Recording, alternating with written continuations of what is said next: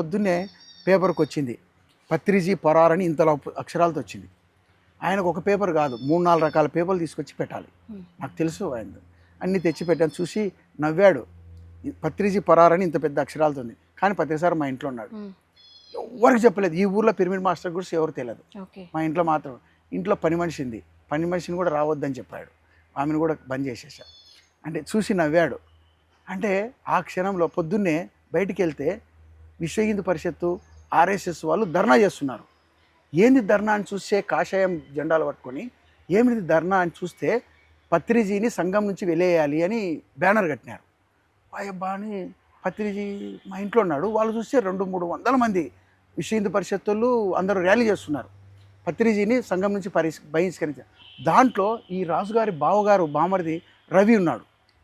ఆయన చూసా అబ్బా ఏందబ్బా ఇది ఏమన్నా వచ్చి ఇంటి మీద పడతారా. అయినా నాకు పూర్వ చరిత్ర నాది ఉంది. అంటే పూర్వంలో గలాటలు మంచి అన్నీ తెలుసు నాకు. నేను నిలబడతా ఇంటి ముందర వాకిల ముందర.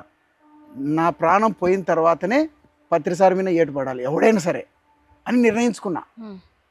నా ప్రాణం పోయిన తర్వాతనే పత్రిసారి మీద ఎవడైనా ఏటేయాలి. ఏం జరిగినా పర్వాలేదని ఆ రోజు నిర్ణయించుకున్నా.